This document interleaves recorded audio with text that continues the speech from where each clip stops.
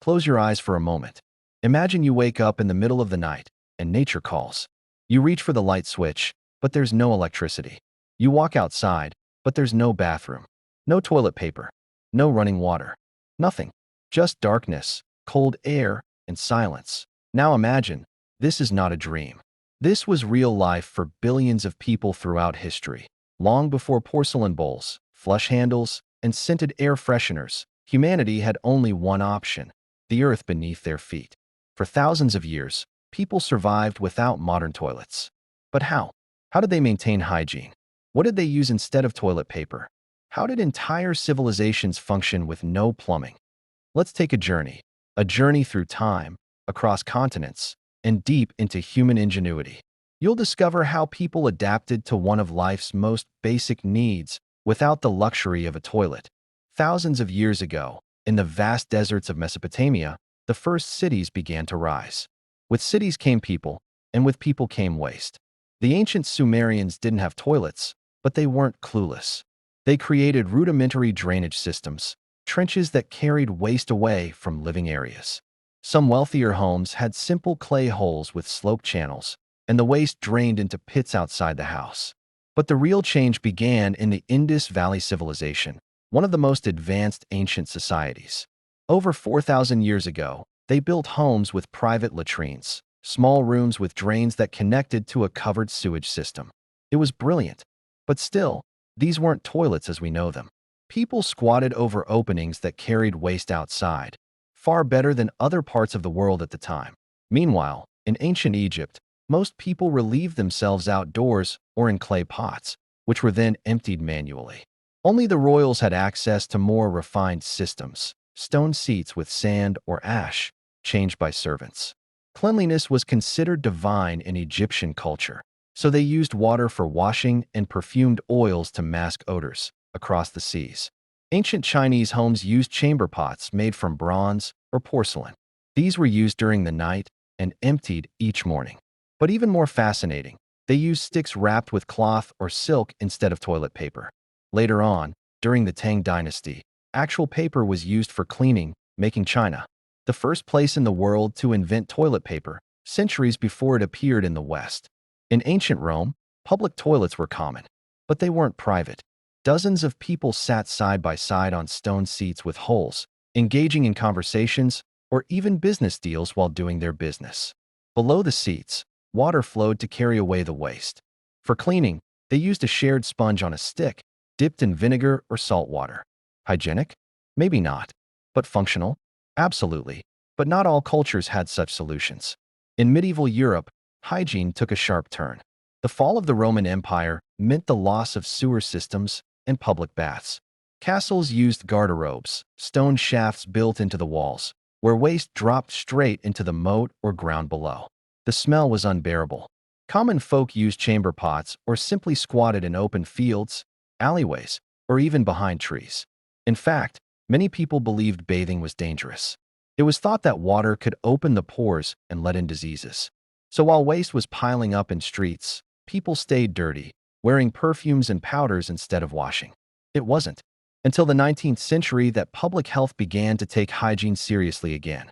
Let's turn to the Islamic Golden Age, where hygiene was not just a habit but a religious duty. Muslims developed highly detailed methods for cleanliness, including specific ways to wash after relieving oneself. They used lotus, small water vessels, to clean with water, and toilets were often built in homes and mosques with designated wash areas. This approach was centuries ahead of many European societies. In Japan, the concept of cleanliness was embedded in Shinto beliefs. Waste was carefully separated, composted, and even used as fertilizer. In some rural areas, people used night soil, human waste, for farming. A strange idea today, but back then, it was a part of the cycle of life.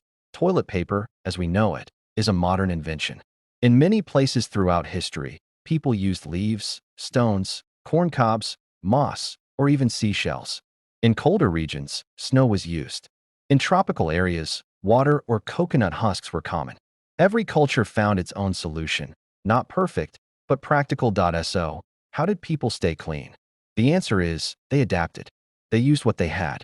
They understood their environment and created methods that, in their time, made sense. But cleanliness wasn't just about the body. It was also about belief. Many ancient religions tied hygiene to spirituality.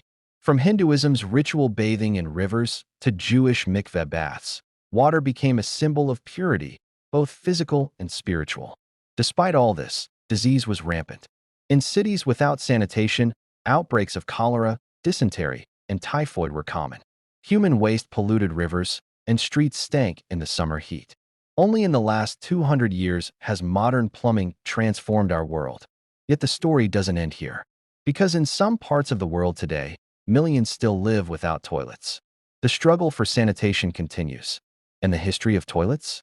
It's not just about technology. It's about human dignity.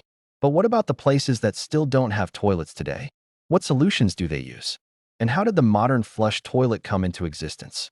The story of toilets doesn't end with history. In fact, it becomes even more interesting when we step into the age of invention and face the challenges that still exist in the present. Let's rewind a bit to the 16th century. In 1596, a man named Sir John Harington, the godson of Queen Elizabeth I, created one of the first flushing toilets. It was an extraordinary invention for its time, a bowl with a water cistern that could be flushed by pulling a lever. But the idea didn't spread. Why? Because there were no sewers to carry the waste away. Without infrastructure, a toilet was just a fancy seat above a pit. It took nearly 200 more years before the idea truly caught on. In the 1770s, Scottish inventor Alexander Cumming patented a design that included an S-shaped pipe, known as the S-trap, which used water to seal off sewer gases, a game-changer. This clever design kept the smell from coming back up, something earlier designs couldn't manage. Yet, the flush toilet was still a luxury, not a necessity. By the 19th century, cities were growing rapidly, and so were their problems. London, for example, was drowning in human waste. People dumped their chamber pots out of windows. The Thames River was thick with sewage. The stench was so unbearable that in 1858, it caused the Great Stink, forcing Parliament to act. Enter Joseph Bazalgette, an engineer who designed an extensive underground sewer system that saved the city. With modern sewers in place, toilets had a way to safely dispose of waste, and the flush toilet finally became practical. But while some parts of the world were modernizing, others were still relying on age-old practices. In rural Europe and Asia, people continued to use outhouses, small sheds built above deep holes in the ground. When the pit filled up, it was covered, and a new hole was dug. Simple, but effective. Meanwhile, in America, pioneers moving west had to be creative. With no running water or sewage systems, they built outhouses too, far from the home, for obvious reasons. During cold winters, it was a miserable walk. Some families even used chamber pots inside and only emptied them in the morning. Fast forward to today, and you'll find that nearly 3.5 billion people, almost half the world, still live without access to safely managed sanitation. In many places, open defecation is still practiced. This is not just about discomfort. It's about dignity, disease, and development. In parts of India, Africa, and Southeast Asia, the lack of toilets leads to contaminated water, outbreaks of diarrhea, and the spread of deadly illnesses. Children are the most vulnerable. Every year, hundreds of thousands of children under 5 die from preventable diseases caused by poor sanitation. But there's hope. Organizations around the world are working to solve this crisis. Simple innovations, like composting toilets, eco-toilets that don't need water, or community-managed latrines, are changing lives. In fact, some of the smartest ideas today are inspired by ancient practices. For example, composting toilets turn human waste into fertilizer, just as ancient Japanese farmers did centuries ago. These toilets don't require plumbing or water.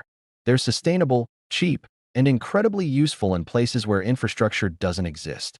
Another innovation is the tippy tap, a simple hand-washing device made from a plastic jug, string, and sticks. It allows people to wash their hands without touching the tap, reducing the spread of germs dramatically. It's not high-tech. It's human tech, practical, affordable, and life-saving. But sanitation isn't just about technology. It's also about culture and education. In many places, talking about toilets is considered taboo. Families don't teach children the importance of hygiene. Governments don't prioritize it. And yet, the consequences are deadly. Changing this begins with awareness. In 2013, the United Nations declared World Toilet Day, not as a joke, but as a serious reminder that sanitation is a basic human right. Every person deserves access to a safe, clean place to relieve themselves. Without it, we cannot talk about equality, health, or even development. That it might seem funny to talk about toilets. We laugh, we blush, we look away. But the truth is, the story of toilets is the story of civilization itself. From clay holes in Mesopotamia to golden thrones in royal palaces, from Roman sponges to modern bidets, it's a journey that reflects who we are as humans. That we solve problems. We innovate. We survive. Even today, people in remote regions continue to invent new ways of staying clean. In the Amazon rainforest, people use specific leaves known for their softness and antimicrobial properties. In Arctic regions, snow is used. In deserts, sand or flat stones. These aren't just random methods. They are thoughtful, resourceful, and rooted in centuries of adaptation. And cleanliness, despite the lack of toilets, was never ignored. Ritual bathing in rivers, the use of natural antiseptics like ash, and sun-drying clothes to kill germs were all parts of traditional hygiene methods. In some African cultures, certain trees like neem or acacia were used as natural toothbrushes and body cleansers. Even without running water, people found ways to keep themselves clean. But perhaps the most beautiful part of this story is the resilience of the human spirit. Whether it's squatting under the stars in a forest, using a simple latrine in a village, or sitting on a high-tech Japanese toilet that plays music and heats the seat, the core human need remains.